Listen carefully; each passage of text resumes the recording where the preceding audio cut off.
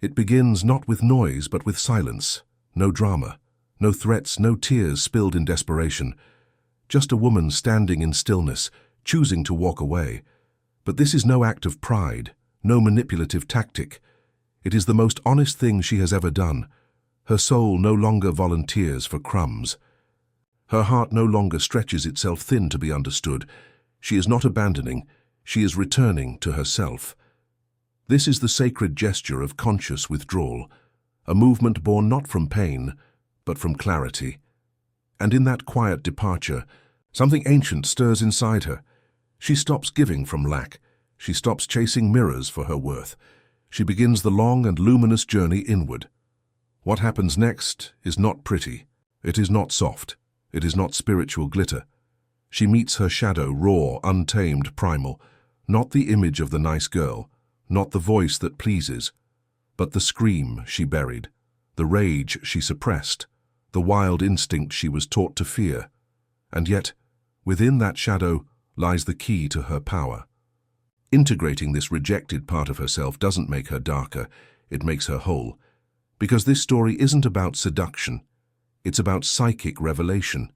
She no longer wants to be chosen, she wants to choose herself. And in that act, she steps out of the archetype of the needy, wounded lover and into something older, deeper, an embodied woman. She becomes a mirror, not for validation, but for truth. And when she withdraws her energy, the man, accustomed to being fed by her approval, feels a silence he cannot ignore. Something inside him trembles. Without her attention, he meets a void.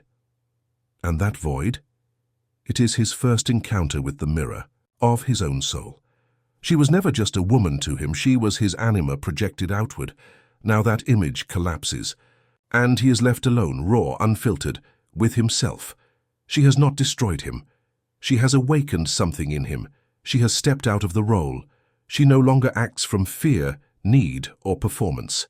And this is where the real journey begins. When a woman turns inward, she doesn't find light right away. She finds what she's been hiding, what she was told to reject, all the parts that were labeled too much, too intense, too emotional, too strong. This is the shadow, the banished part of her psyche, shaped by culture, family, and survival to be buried. The shadow is not evil. It is unlived energy. It is power without permission. It is the rage she suppressed to avoid being seen as dangerous. It is the sensuality she dimmed to avoid being judged. It is the intuition she ignored to be accepted. It is everything she silenced to survive in a world that feared a fully expressed woman. Facing the shadow is not graceful. It is raw. It's standing in front of a mirror that strips away every illusion. She begins to see that many of her choices were not rooted in truth but in the hope of being loved. And yet, when she stops running and chooses to stay, something shifts. She doesn't conquer her shadow, she listens to it. She sees her anger not as a flaw but as a compass. It tells her where her boundaries were broken, where her voice was stolen, where her needs were ignored. She stops minimizing herself. She no longer softens her edges to make others feel safe. Her strength is not a threat, it is medicine. This integration isn't poetic, it's primal. She grieves the girl who was silenced. She mourns the woman who betrayed herself in order to be chosen. Her tears become rivers of return. Her screams become songs of rebirth. Her body trembles not in fear, but in remembrance of what was once hers. She no longer competes with other women. There's nothing to prove. She no longer performs for love. She shows up as she is. The masks she wore, of the pleaser, the peacekeeper, the fragile lover, fall away. She sees clearly now what was once shame was actually her wildness in disguise. This is the sacred violence of healing, the death of a false self and the resurrection of something real. The process isn't instant, but slowly she reclaims her power, her voice, her space. She stops giving herself away in fragments. She starts inhabiting herself fully. She doesn't seek to be saved anymore. She becomes her own sanctuary. This is the beginning of true individuation. The moment she stops projecting her worth onto another and begins to embody it from within. She becomes her own center of gravity, and something shifts around her. She radiates differently, not because she's trying to attract, but because she's no longer shrinking. Her wholeness becomes magnetic. Her presence, once diluted by doubt, becomes an anchor. She no longer asks, "Am I too much?" Instead, she asks, "Where have I been hiding?"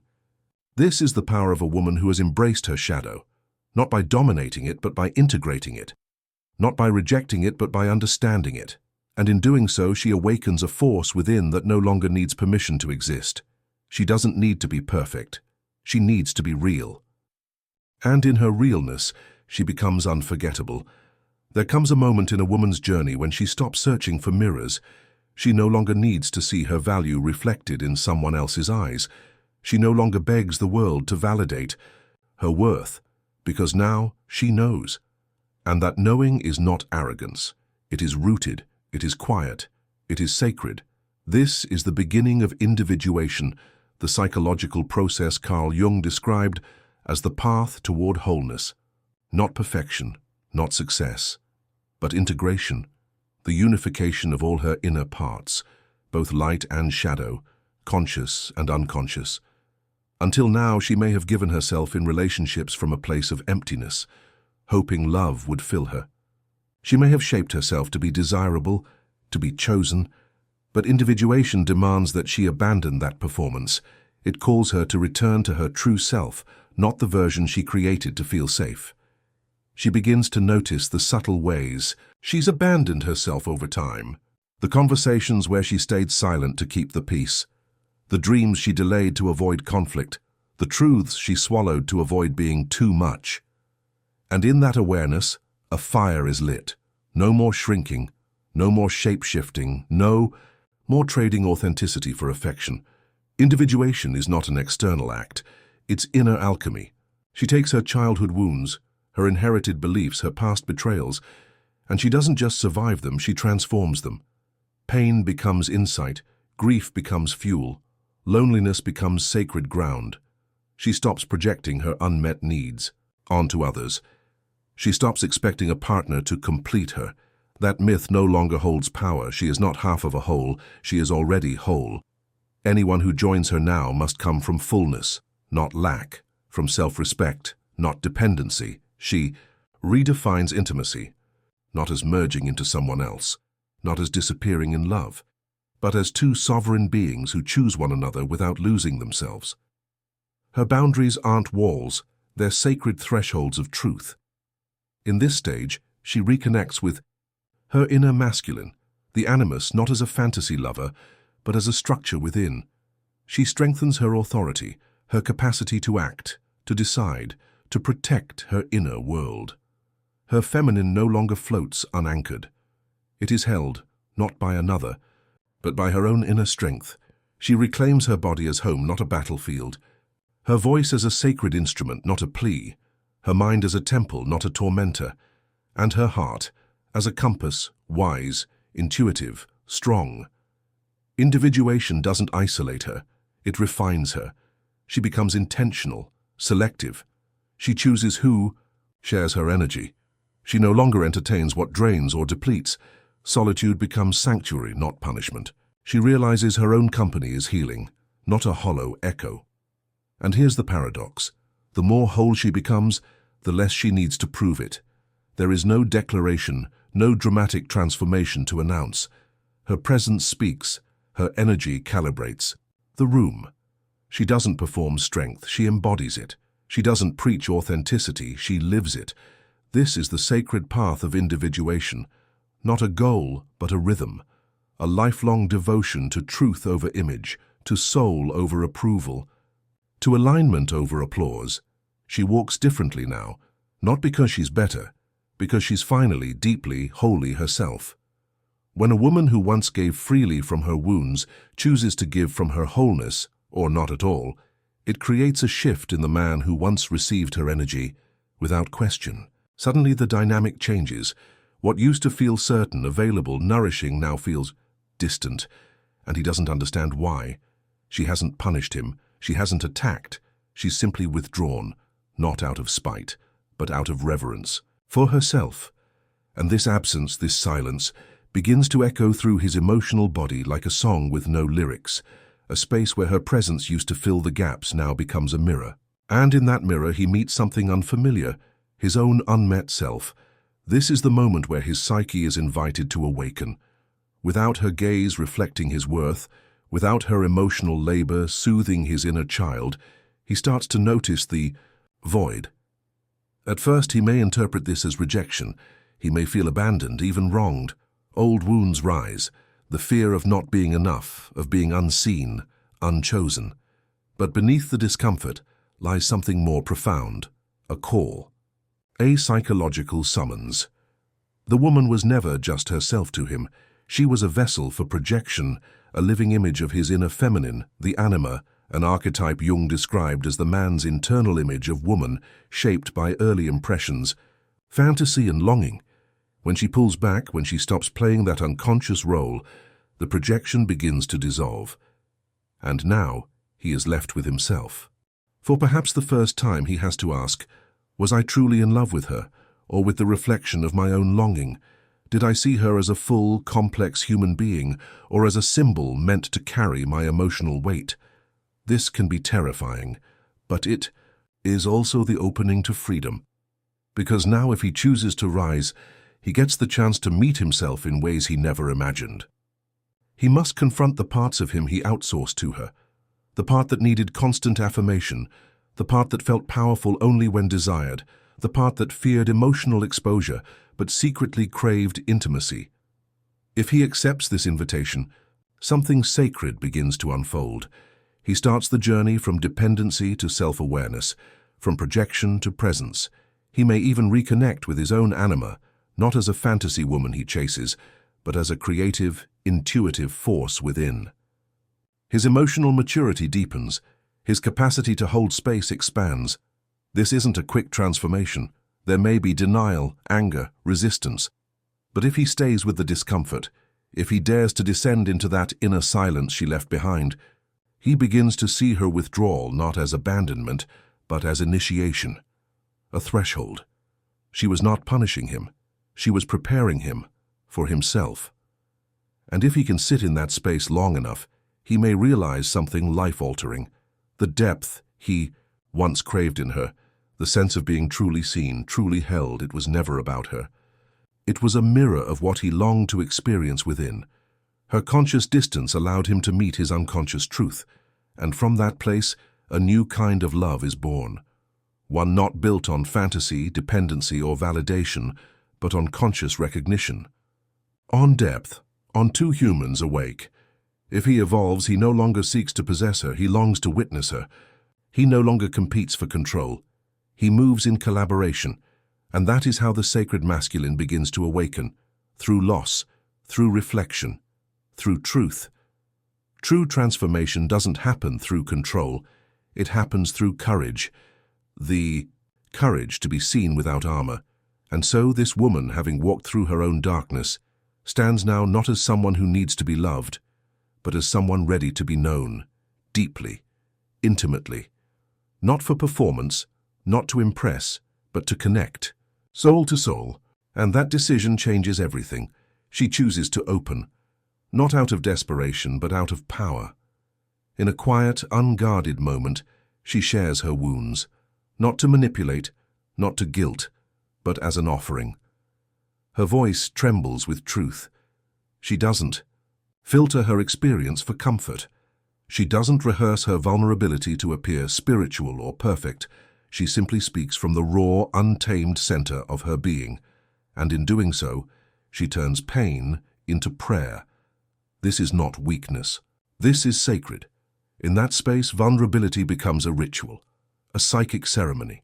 She speaks of her childhood wounds, her fear of being abandoned, the shame she's carried in silence, not to trap the other in responsibility, but to create space for honesty. And the man, if he is truly present, not just physically but emotionally, feels the atmosphere shift. He is no longer conversing with her persona, her social identity. He is witnessing her essence. Her nakedness is not of skin, but of soul. And in that moment, he realizes something rare. This is not seduction. This is revelation. Her vulnerability is not performance, it's permission. Permission for him to meet his own hidden self, to feel the places he has locked away for fear of weakness. And if he stays, if he doesn't rush to fix or control or flee, something holy unfolds. He doesn't fall in love with a role. He falls in love with her truth, and in doing so he finds his own, because her openness didn't demand, it invited. She didn't say, "Save me," she said, "Join me here."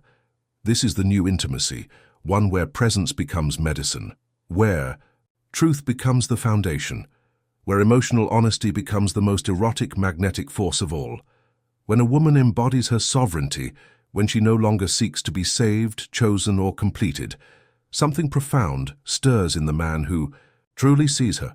She no longer leads with need, she invites through presence, and in doing so, she awakens within him the ancient call of the hero, not the savior, not the warrior of ego, but the true hero, who seeks meaning, purpose, and transformation. She doesn't need him to prove his worth to gain her love. She recognizes his worth and holds space for him to rise into it. She doesn't demand his strength, she trusts that it's there. And that trust, that subtle transmission of belief, activates something that no praise or flattery ever could. He begins to feel the pull, not to dominate but to deepen, not to control but to contribute, to become. Because she gives him the rarest of gifts, responsibility without emasculation. When she allows him to take part in her life, not by default, but by conscious invitation, he steps into his potential with purpose. She lets him lead when appropriate, not because she cannot, but because she knows shared leadership creates balance. She doesn't surrender power, she shares it with clarity and strength. This partnership becomes a stage for evolution. He is not reduced to protector or provider. He becomes an active participant in a new story, a story where he is invited to bring depth, presence, action, and devotion, not out of duty but from alignment. She doesn't soothe his ego, she challenges his soul, and that challenge becomes initiation. He begins to question his old narratives. He reflects on the masks he's worn to appear impressive, desirable, untouchable. And slowly he dismantles the illusions that kept him safe, but also small. Her respect doesn't inflate him. It refines him. Her presence calls forth his integrity, not his pride. He doesn't fall for her because she fills a void. He falls because she reflects the man he is capable of becoming, not through pressure, not through praise, but through presence, and in that presence, the dormant hero awakens, not to fight dragons, but to meet life with purpose, to meet her with truth.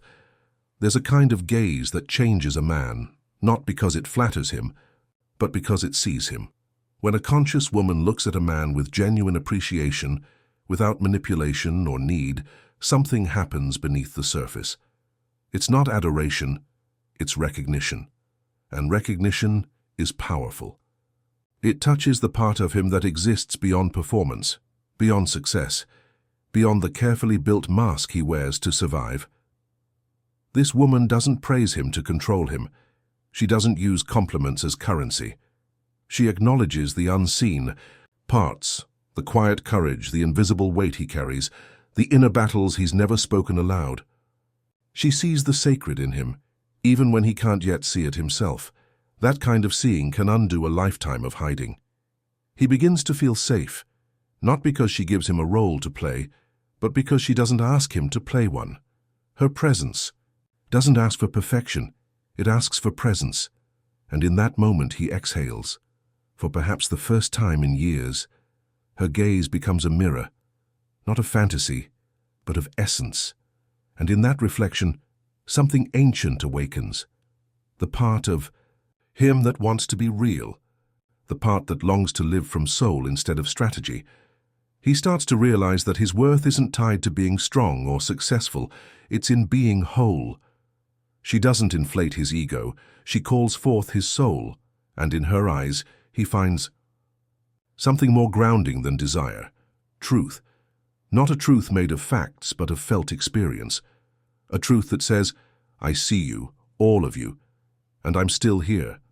She sees through his persona, the strong mask, the polished front, and touches the man beneath it.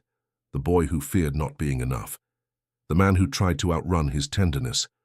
Her recognition doesn't fix him. It frees him, because for the first time he is not evaluated, he is received, and sometimes the most revolutionary thing a man can experience is not being wanted, needed, or praised, but being witnessed in his full, beautiful truth. Words may fade, but the body remembers everything. Long after conversations are forgotten, what stays imprinted is how she made him feel, not just emotionally, but somatically. The scent of her skin, the rhythm of her voice, the way she moved through space, all of it bypassed his logic and went straight to his nervous system. She didn't just speak to his mind, she spoke to his memory, not the one stored in facts, but the one stored in sensation, the way her fingers grazed his arm, the pause in her breath before she spoke, the way her laughter cracked open some buried joy inside him. These small sensory details rooted themselves deep in his psyche, and though he may not remember the words she said, his body will always remember how her presence felt. This is not seduction, this is resonance. Her body, fully inhabited, communicated more than language ever could. Her movements weren't rehearsed, they were honest, natural. And because she was anchored in herself, every gesture became magnetic. Not because she was trying to attract, but because she was fully there. Her smell didn't just please him, it triggered memories he didn't know he carried. The scent of comfort, of warmth, of safety. It wasn't just her fragrance, it was her essence. In her presence he was transported, not to fantasy but to forgotten parts of himself. Parts that remembered what tenderness felt like, what being held without expectation felt like, what innocence once buried under years of hardness still longed for. She didn't ask his body to respond. She invited it, and that invitation awakened something ancient. He remembered not just her, but the version of himself that could feel deeply, fully, freely. This is the power of the feminine when embodied. She becomes a living symbol. She doesn't perform sensuality. She is it. And through her he reconnects with his own sensual memory, his original blueprint for closeness and care. Maybe he'll forget her words, but he'll never forget how she made his body feel, because the body doesn't lie, and the unconscious never forgets. Vou verificar agora se a sessão tem exatamente 400 palavras. A sessão tem 344 palavras, então ainda precisamos expandi-la até atingir as 400 palavras exatas. Aqui está a versão final e completa da Section 8, Body and Sensory Memory, agora com exatamente 400 palavras. Section 8, Body and Sensory Memory, Final Version, 400 words. Words may fade, but the body remembers everything, long after. Conversations are forgotten. What stays imprinted is how she made him feel, not just emotionally but somatically. The scent of her skin, the rhythm of her voice, the way she moved through space, all of it bypassed his logic and went straight to his nervous system.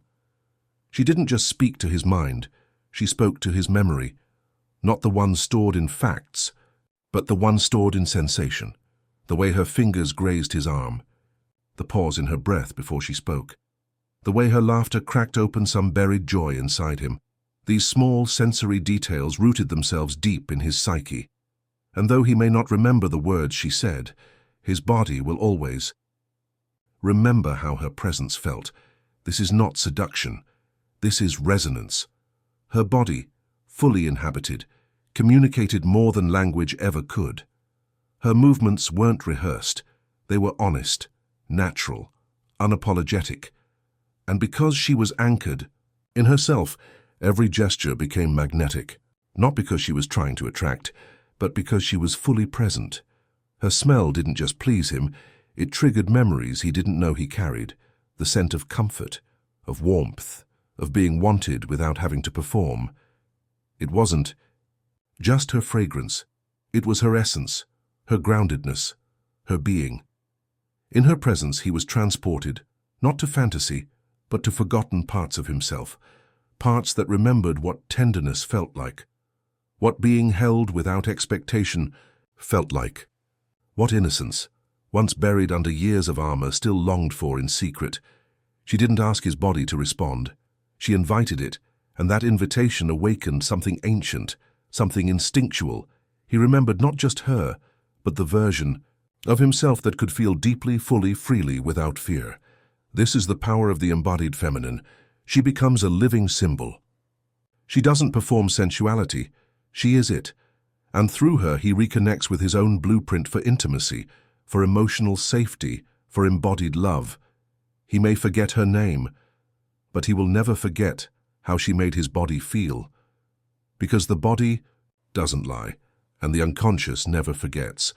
There comes a moment in the journey where she knows it is time to go, not out of anger, not out of defeat, but because the version of her that once needed to stay no longer exists. She doesn't leave to punish. She doesn't vanish to create longing. She walks away as a rite of passage, as a sacred act of transcendence. It is not the fleeing of a wounded woman. It is the rising of a sovereign soul. She has done the work. She has faced her shadow. She has sat in silence with her unmet needs, held her wounded parts with compassion, and chosen truth over comfort again and again. She has loved from a place of fullness. She has spoken her truth, stood in her body, and offered her presence as a gift, not as a bargain. Now she lets go, not because she is bitter, but because she is free. She no longer waits to be chosen. She no longer bends to be understood. She no longer abandons herself to be loved. She knows who she is. She trusts what she feels. And she no longer negotiates with her own soul to belong. This final withdrawal is not an end. It is a return to her own center, her own breath, her own rhythm. She is no longer defined by how deeply she was seen. She becomes the one who sees. She is no longer waiting for love to arrive. She recognizes that she is love. The man may experience this shift as loss, as distance, as silence. But in truth, it is a sacred invitation. The relationship no longer serves as a sanctuary for projection. It now becomes a mirror, asking him to meet himself. She can no longer carry what was never hers. She is no longer available for dynamics rooted in need. She is available only for truth, for consciousness, for wholeness. And this too is love. She is not closing. She is clarifying. She is not leaving love. She is leaving the version of herself that accepted fragments in place of fullness. Her goodbye is not dramatic. It is devotional. And in this final act, she does not collapse. She ascends. She claims her new name, sovereign. She is not the wounded lover, the muse, or the mystery to be solved. She is the self, integrated, whole, radiant. Jung's ultimate symbol of psychic wholeness, no longer a reflection, no longer a role, but a soul, fully inhabited. She walks now not to be followed, but because her path calls. She doesn't walk away to disappear. She walks away to reappear, in her truth, her dignity, her divine timing. She no longer sacrifices her intuition to maintain closeness. She trusts that anything truly aligned will not require her to abandon herself, and that is her legacy, not to control, seduce, or fix, but to embody. To inspire by being, she leaves not in silence but in sovereignty, and in doing so she gives others permission to do the same, because this is the culmination of individuation, not perfection, not isolation, but the deep knowing, I am already whole.